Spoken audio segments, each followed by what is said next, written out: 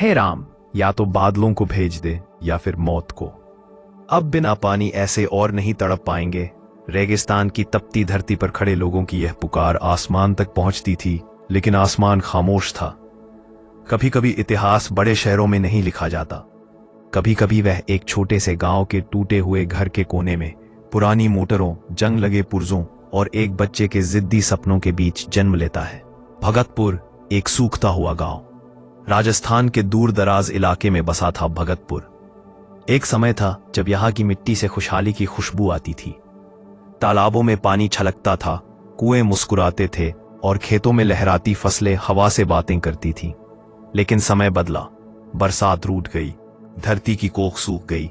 नलकूप, हैंडपंप सब जवाब दे चुके थे। लू के थपेड़े अब शरीर से पसीना नहीं, रूह से उम्मीद निचोड़ लेते थे। जहां कभी बच्चों की हंसी गूंजती थी, आज वहां सन्नाटा था। ऐसा सन्नाटा जो चीख से भी ज्यादा डरावना होता है। पानी पर कब्जा। गांव के बीचों बीच था सरपंच जगत सिंह का पक्का मकान। आंगन में एक कुआं था जिसमें अब भी पानी था, लेकिन कुएं के चारों ओर लोहे की जाली और बाहर लाठीदारी आदमी। एक गरीब औरत रोती हुई गिड़गिड़ाई, सरपंच जी, मेरी बच्ची 2 दिन से प्यासी है, एक लोटा पानी दे दो। जगत सिंह हंसा, 50 रुपये मटका है, पैसे नहीं है तो रास्ता ना बो। लाठियां चली, भीड़ तितर बितर हो गई, इंसानियत हार गई। आर्यन इसी गांव में रहता था। 16 साल का आर्यन। माँ बाप ईंट मट्ठे में मजदूरी करते थे, लेकिन आर्यन की दुनिया अलग थी। घर के कोने में बनी उसकी छोटी सी वर्कशॉप किसी वैज्ञानिक की प्रयोगशाला जैसी थी। पुराने पंखे, जले मोटर, तार, स्क्रैप और किताबों के कटे फटे पन्ने। उसे मशीनें बनाना पसंद था, जुगाड़ नहीं, सोच। दर्द से संकल्प। एक दिन उसकी मां सुमित्रा कुएं से खाली लौटी, पैरों में छाले, खून बहता हुआ।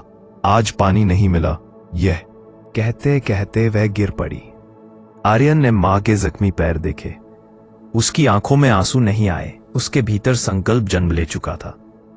अगर जमीन पानी नहीं दे रही तो मैं हवा से पानी बनाऊंगा। वायु नीर मशीन। आर्यन ने पढ़ा, हवा में नमी होती है, अगर उसे ठंडा किया जाए तो वह पानी बन सकती है। उसने मशीन बनाई, एटमॉस्फेरिक वाटर जनरेटर। पहला प्रयोग फेल हुआ, धुआं निकला, लोग हंसे। सरपंच बोला, जिसे बड़े इंजीनियर नहीं बना पाए उसे तू बनाएगा। लेकिन आर्यन नहीं रुका, उसने डिजाइन बदला। तांबे की कॉइल, पुरानी कार का रेडिएटर फैन, नीम की पत्तियां, गीले जूट के बोरे। पहली बूंद रात के 3 बजे। पूरा गांव सो रहा था। आर्यन ने स्विच ऑन किया, घर घर घर, और फिर तप, एक बूंद, फिर दूसरी। मां, बाबा, पानी आ गया। सुमित्रा ने कांपते हाथों से पानी पिया।